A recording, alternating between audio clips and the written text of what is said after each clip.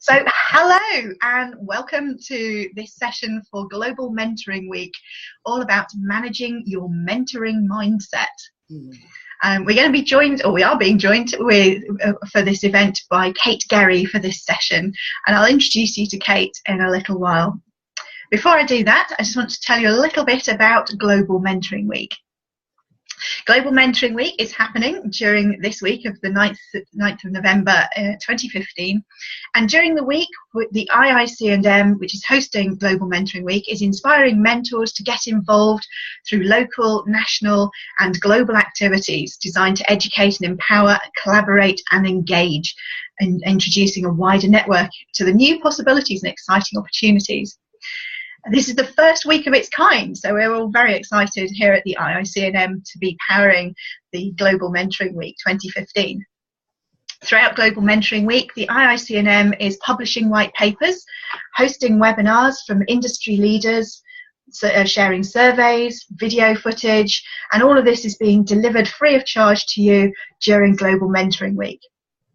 The IIC&M has identified over 2,500 categories of mentoring, where mentors help individuals to grow and accelerate in all areas of their business, hobby, careers and life. The site's open to all of those exploring mentorship to become, whether they want to become mentors, work with a mentor, or are currently working in the mentoring professional on a formal or informal basis. So Global Mentoring Week is celebrating all things mentoring. So, as I said, the week is happening 9th to the 15th of November. Whether you're watching this session on the first day of the event, or whether you're coming back to the event, we hope you'll keep digging into the website during the event to find out all that we're sharing as we host the Global Mentoring Week 2015. The IIC&M, who are hosting and powering Global Mentoring Week, is the officially recognised and preferred international accreditation body for coaches, mentors, training providers and clients.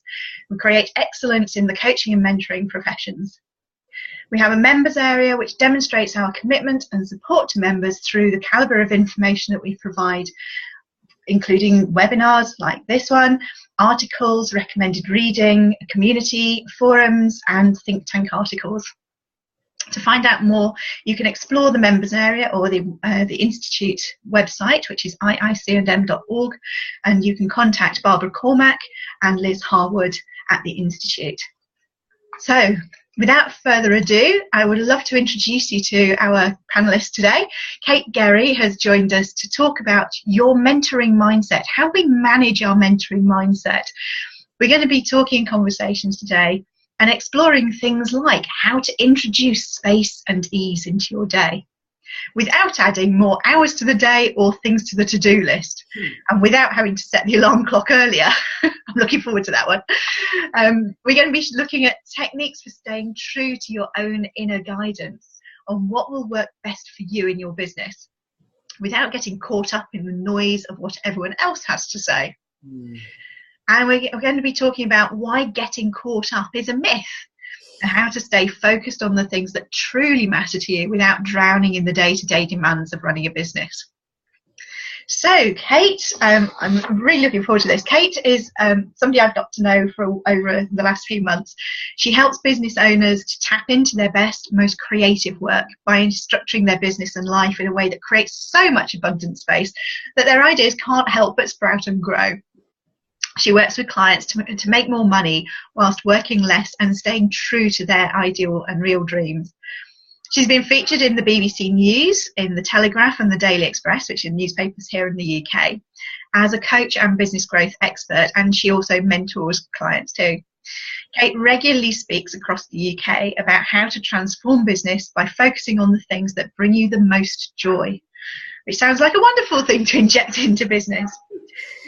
She's also worked as a stage manager in professional theatre. She's lived and worked in a meditation centre for over 7 years and now facilitates global retreats and coaching programs, supporting business owners to bring the best of themselves to their work.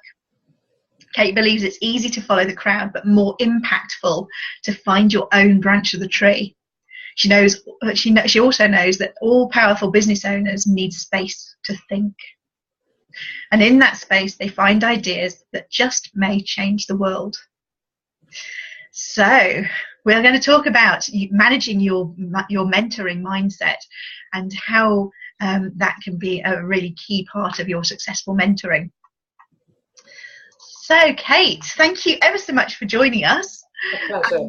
Thanks for having me, Nikki. It's great to be here. I'm excited about Global Mentoring Week. It's wonderful that this is the first one. So congratulations. Thank you very much. I'm going to start with what might seem like a really basic question. Okay.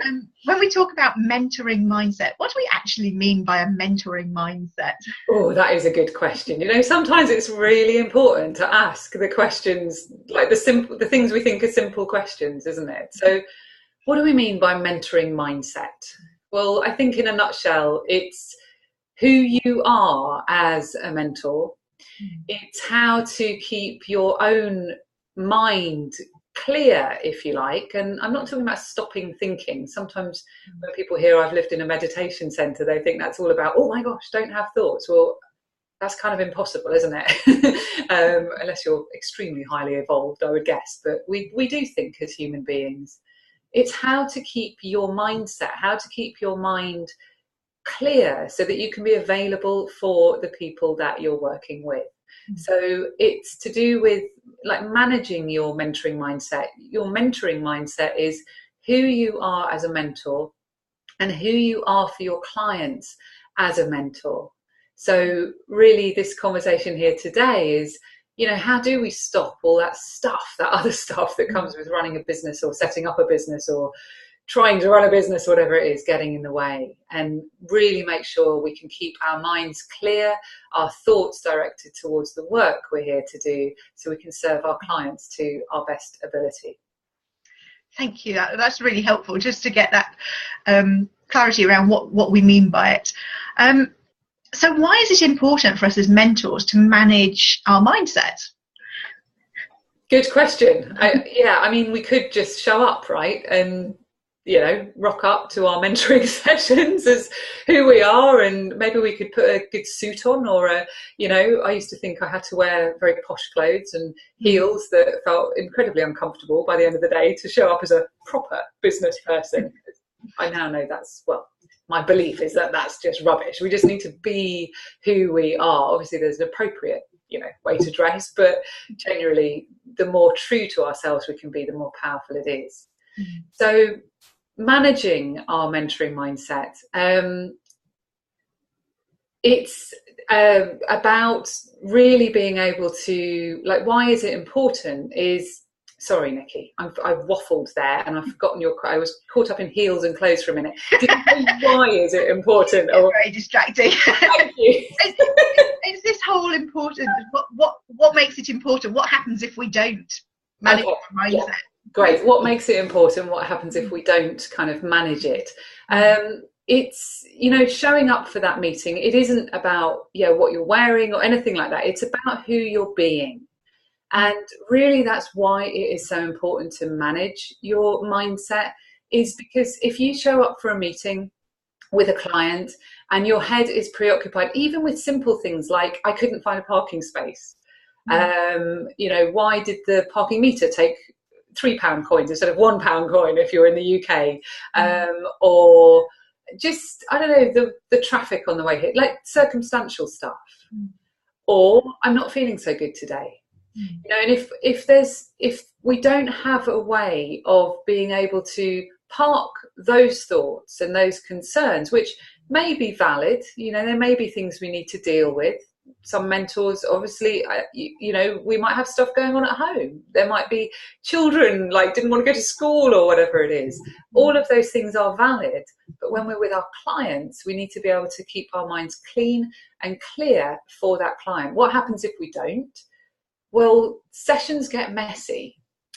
And if you're listening to this as an experienced mentor, you will know exactly what I'm talking about. And as part of being a mentor, for me, it's very important that I regularly review what I'm up to. I have a mentor as well, and I will check in with her and really discuss things that have come up, obviously in an entirely confidential way. I will never give client information away, but I'll say, I noticed this or I noticed that. I'll also do my own check-ins personally. So I journal, I will write in terms of how sessions have gone, not after every session, but I will really manage my own mindset. I'll see, well, was I getting distracted there? Was I really able to give of my best? And if you are an experienced mentor listening to this, you'll know in the sessions where something else, even slightly, has been occupying your mind, you're just not able to be as present with your client. And if you're just starting on this mentoring journey, or perhaps you're listening to this thinking, oh, mentoring, that sounds interesting. I'd either like to be mentored, or I'd like to possibly get into doing some training around mentoring, then you can actually start right now by just starting to pay attention to where the attention of your mind goes, the quality of your thoughts and the quality of your thinking, and just start to kind of notice it. I won't delve into any more detail there, Nikki, but does that answer the question? Yes, it does. I think that's really really clear, and as you say, the importance of not letting ourselves get distracted by what's going on, but being present for our clients and giving our clients our attention. I know, not our distractions. Yes, and we've all seen things, I think, where the mentor or, other professions, it's like the ego gets in the way, and it's all about, I am a great mentor, It's just not going to be of service to the client if that's how you're feeling. That's, So if we agree that it's important that we do manage our mentoring mindset, how on earth do we stay focused and sort of introduce that focus and that ability to have that space in our own minds? Good question. I think really very, very practically, when I mentor, a lot of the work I do is very practical, actually. My background, as you said earlier, is a stage manager, and I always joke, I think that's in my blood a little bit. It's about getting things moving, getting shows up and running, and also really focusing on the practical things that actually make a real difference, the nuts and bolts of things that make a real difference. So I think really how we do it, it's going to be up to you as an individual, but in terms of an access into what I'm talking about here, and you can do this actually live if you like, while Nikki and I are having this chat here, grab a piece of paper and a pen and just jot down things for you that make you feel good. And I'm deliberately leaving that nice and wide open. You might think things like, I know on some of my retreats when I've asked this question, some people have said things like cooking. I love cooking. Going for a walk, being in nature. I had a client recently who loves playing the piano, and actually she hadn't played the piano for a long time, which was like, oh, I loved playing the piano. Why haven't I done it for a long time? This is things that make you happy. And I call it, these are your happiness kind of touchstones, but these are things that if you don't have them in your life, if they're things that you really love, that really light you up, simple things like walking, swimming could be another one if you like swimming, stuff that makes you really operate and function at your best. And if you notice when you don't have those things, I love swimming. I actually trained as a swimmer till I was 16. I was in the pool pretty much every morning, and I love swimming. And when I haven't been for a while, I notice it. You know what I mean? And swimming might not be your thing. It might be playing tennis, or it might be playing golf, or it might not be anything to do with exercise. It might be hanging out with some really good friends. These are all things that make you feel good. And if we don't have those joy touchstones or those happiness touchstones regularly, our energy suffers. And you might have heard that in different places. I mean, it's widely talked about now. But in the mentoring work I do, as much as we're focused on nuts and bolts of growing a business and what you need and X, Y, Z and all that stuff, it's also about who you are as a business owner. And I believe that's true for us as mentors as well. We need to be operating and functioning at our best, our fullest. And that little exercise, piece of paper and a pen, what makes me feel good? And if you have written things down as we've been talking here, just have a little look back through that list. Even right now, you can do this after the call too. And just have a look and think, when did I last do those things? And you may not be operating at your full kind of power if everything on your list, you're kind of going, quite a few months ago, actually. Or even in the case of my client who likes playing the piano, I mean, she hadn't played the piano for 5 years. And she has a piano right in her living room. You know, I mean, she sees it every day because she has to walk past it to go to the kitchen. So that's a really, practical starting place. And then there's also, I guess, really, Nikki, being kind to ourselves as mentors, and certainly also in the work I do with clients. I'm often working with type A achievers, generally women, not exclusively women. I do have some male clients as well, but these are people who are driven. You know, they will get more done in 2 hours than some people might attempt to do in a week. And they will think, well, I should just be able to do more. So they'll constantly drive themselves. I absolutely used to be like this myself, and I can fall into it occasionally still. And being kind to ourselves is the last thing on the list. The instant voice in our heads that comes up is that inner critic that just goes, come on, Kate, you know, you should be able to do more. You should be able to do this. And when that's driving who we are, there's no space. You know, there's no space, again, for real connection with our clients. We're just surviving each day. I'm painting an extreme picture here, Nikki. I'm sure that some people listening to this right now have really got things sorted out, right? And they're not in this space. Equally, you might be listening thinking, gosh, that does feel like me. I'm constantly, and, you know, got an endless to-do list and I'm running ragged and da-da-da-da. And how do I keep my mind clear and calm in the middle of all of that?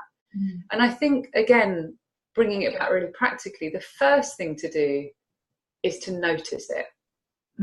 Like, just start to notice the voices that go on in your head. And as mentors too, like, I firmly believe that doing our own inner work is what helps us be great mentors. You know, I think we've all probably come across people that just say they are something, whether it's a mentor or I don't know, a leader of some kind, but actually you kind of get the sense that underneath it, if you scratch the surface, they're not really practicing what they're talking about. And I know for me, with integrity, I can't stand or sit with a client and, you know, not have done the work myself. And there's a quite fun exercise, just now I may sound a little odd when I say this, I don't know, but I'll share it with you anyway. There's a little exercise I use on, I run a retreat called Unleash Your Dreams. And it's a small, intimate retreat. You're usually about 8 or 10 business owners. And it comes to the end of the second day and I will say something like, okay, we're going to start to listen to the voices in your head, which some people who are very practical business owners, oh, I think I've lost it. Or look at me a bit quizzically like, I was with you so far, Kate, what are you talking about now?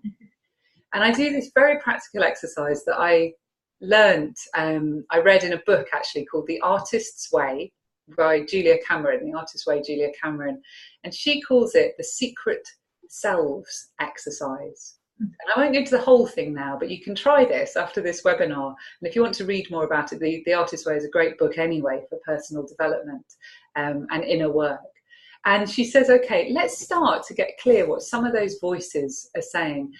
Because, Nikki, this is all to do with our mindset, isn't it? This is all to do with the internal chatter that's going on. Yeah. For me, sometimes I say, like, who am I going to listen to? I'm going to listen to my gremlin or gremlins that's going like that, or my genius, you know, the part of me. And I don't mean that in an arrogant, hello, I'm a genius way. I mean it in terms of the part of me that really knows, the quiet voice, the inner wisdom, that place inside me that whispers, actually. It doesn't shout or say critical things. And the secret selves exercise is this.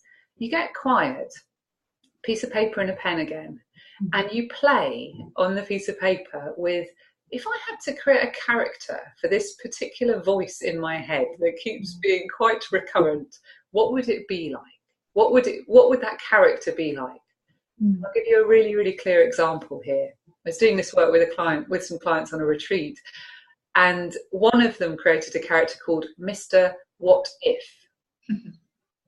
I don't know why it was a man. Actually, this was a lady that was doing this. You can have male voices in your head if you're a woman, and you can have female voices in your head if you're a man. And I said, okay, what does Mr. What If wear?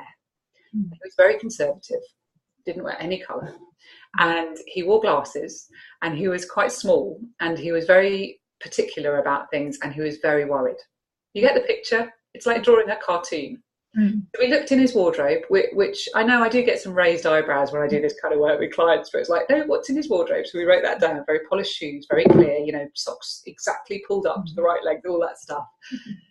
And then I asked the question, you know, what kind of things does he say? And she was writing, oh, what if this happens? He's always worrying about everything. And then I said, what would that be like if Mr. What If was running your business?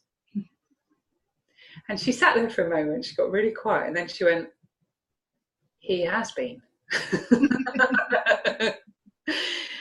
That's one example.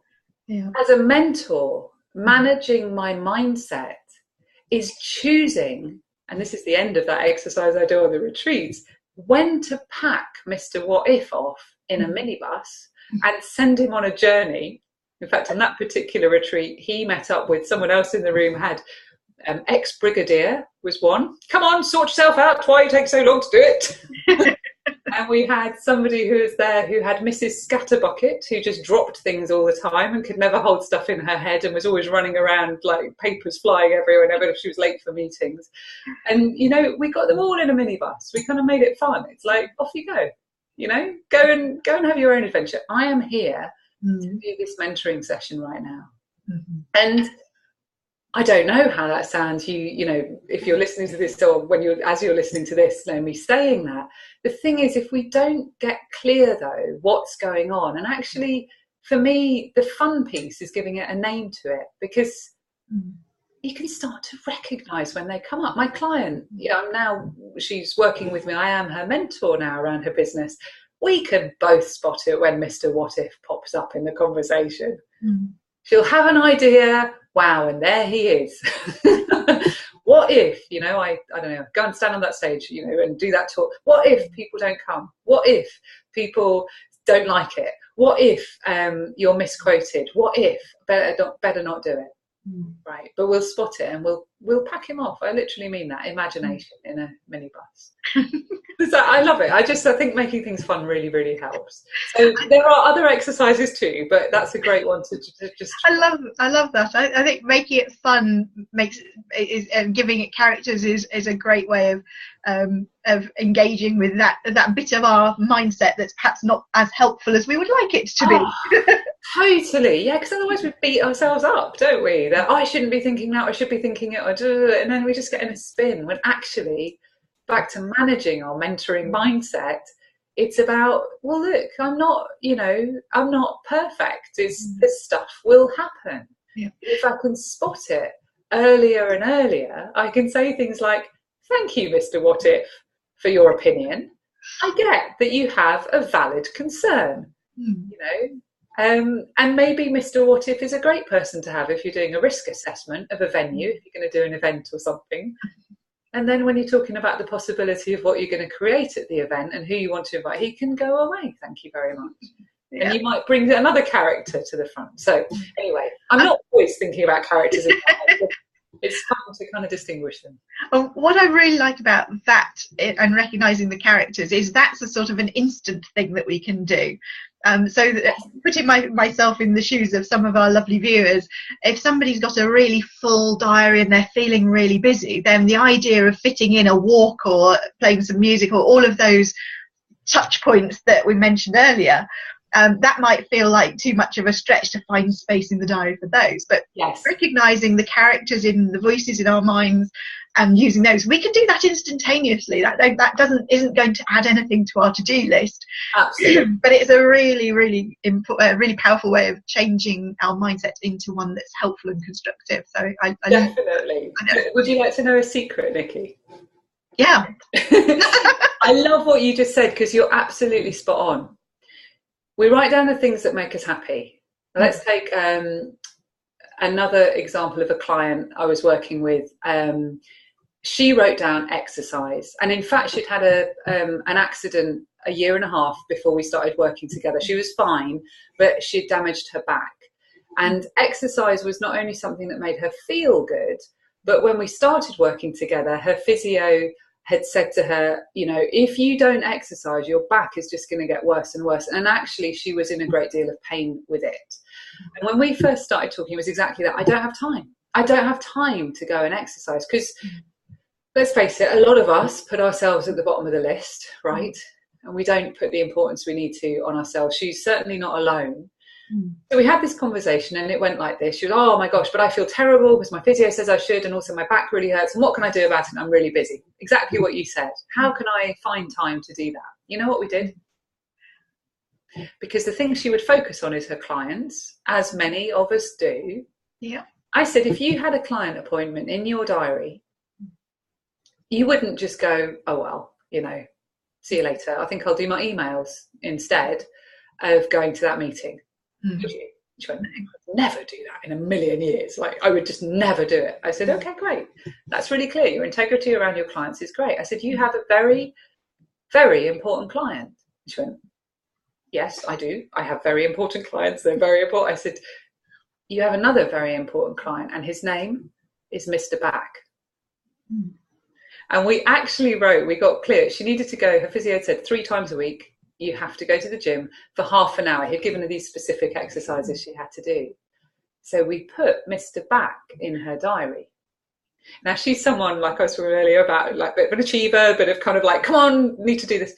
She hasn't, I think she's missed a couple since we started to do that. Lots of kind of stuff kind of took off. But this is the thing, we don't have to be perfect. Doesn't mean it's all gone down the hill because she's missed 1 or 2. Certainly, she is now regularly going to the gym. And it's funny, I was sharing that story with another client a couple of weeks after we'd had the conversation, and I said, it's funny, you know, Mr. Back doesn't have a first name. This is a true story. My other client went, yes, he does. I said, what do you mean? She went, his name is Jim. And I just so now she has Mr. Jim Back written in her diary, and she goes, and it's like, that's your most important client, because if you don't look after Mr. Back, you're not going to be able to look after the rest. And again, it's making it fun. But yes, you're right. It's take whatever feels useful. And if you just start to identify some of the voices, perfect. Love it. So to sort of bring things together then, one of the things I know when we were talking about putting this session together, one of the things you talked about, you mentioned that there's this idea of getting caught up in the day-to-day stuff, and actually that's a myth. So could you tell us a little bit about what getting caught up is and why it's actually a myth? Yes. So you know that thing of always trying to catch up with yourself, like just chasing and trying to catch your tail. Just trying to keep up. Email inboxes, Facebook messages, just literally stuff you've got to do for your business, the endless stuff, the amount of hats you have to wear to run your business. And I'm not gonna say that stuff doesn't exist, it does.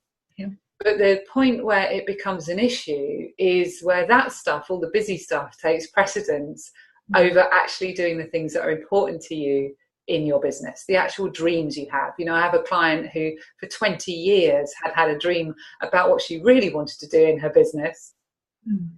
And she kept saying, when I get caught up, I'll focus on it. And the truth is, and why I say it's a myth, Nikki, is that day never comes, does it? It never comes. We have all been there. I've been there. I've been there even recently. I'll just finish clearing my inbox. And I know for some people listening, that might be like, blimey, how would you even begin to clear your inbox? I've spoken to business owners who have thousands and thousands of emails, literally, by the way. So if you're under 1,000, you can feel pretty proud. Whereas this morning, you might have been feeling stressed about it, genuinely, thousands of emails. So getting caught up is a myth. We're putting our focus on the wrong thing. The fact is, the world will always, there'll be chaos somewhere in the world. It's how the world is. In our businesses, nothing will ever be completely, like, not nothing, but everything won't ever completely, all at the same time, be completely caught up. Why? Because new business is coming in, hopefully. Current clients we're working with. There's always stuff to do. So to try to put the emphasis on getting caught up, and then I will, you're always going to feel like you're chasing your tail. Whereas when you actually get clear what is important to you, what are your clear goals that you want to create for yourself, what's the outcome you want for your business, and you just ask yourself one simple question: is what I'm doing right now moving me towards that or away from it? Which will give you a big clue as to whether what you're doing not is necessary, because I mean, you know, doing our accounts is very necessary. It might not be building the dream and creating the vision and all of that, but it is necessary. There are things that are necessary, but it's when they take up all your time every single day. And have you ever noticed how we go through the day and I don't know about you, I've had this feeling, which is like, it's an internal pressure where you just think, okay, I'll just do this, and we're always hanging on, like waiting, and we think we're going to do that thing that's really important at 4 o'clock, and guess what? 4 o'clock comes, we're still swamped, we're still in the middle of it. I'll do it tomorrow. Yeah. And that's Monday. And the same happens on Tuesday and Wednesday and Thursday. I'm not trying to be depressing here, but you know what I mean? It just goes on and on and on and on. And then those internal voices start again. You're not doing it right. You should be doing more. And the thing is, as a mentor, you know, why are you a mentor? What is it you want to create in the world? For me, it's about creating space for business owners to hear themselves think. Because for me, truly, I believe that inside us all, we do have a quiet place that knows what's true for us. And it's only when we get quiet, we can hear that. My client, who had a dream for 20 years, had kept listening to the voices in her head that just kept going, no, busy, more. Oh my gosh, I've got too much work to do. And it was true, she had a lot of work to do, but the dream kept getting put on the back burner. She came on a retreat. She already knew what the dream was. We just got clear that's what she needed to absolutely focus on. And in 3 short months since we've been working together, massive stuff has happened. You know, one of the things she did, and I won't go into the details of it, but she's attracted over 30,000 people in under 6 weeks to sign up to a campaign she's launched. Her whole thing is about the success rate and the survival rate of small businesses. She's passionate about it. And that was on the back burner. And, you know, she's been asked to speak on television yesterday. It's just, that's what happens when you focus on your dream. And when you get caught up in the busy stuff or trying to get caught up, it never happens. We build a lot of internal pressure on ourselves. And our dream gets put on the back burner, which means we don't reach the people we're here to really serve. The people we're here to really serve don't get to work with us, so they don't get to hear what it is they're up to or forward what they're up to as well. And we all just stay caught up in the busyness. So, yeah.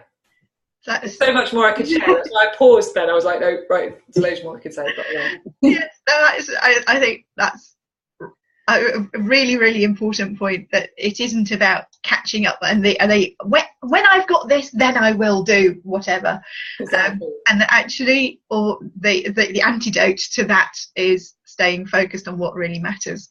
Yes. And so for managing our mentoring mindset, I think that's a really lovely key point for us to draw things to a conclusion. In the last couple of minutes, is there anything else that you wanted to add or emphasize to everyone for Global Mentoring Week before we wrap up? Thank you, Nikki. That's great. I think the final thing I would say is just carrying on from the point you made, that final summary point there is, you know, I know, like, yeah, focus on what's important to you. You've heard that before, right? I mean, seriously, that you can go on the website and search it and you'll find people saying that. How do you do that, Kate? Right? Like, seriously, how do you do that? And I think the thing I'd love to share with you just right here at the end, again, something very, very practical, is this. Just practice giving yourself a moment of space. This is not something that has to take hours or years or weeks or months. You do not have to go and live in a meditation center. You do not have to go and live on a hill in India somewhere.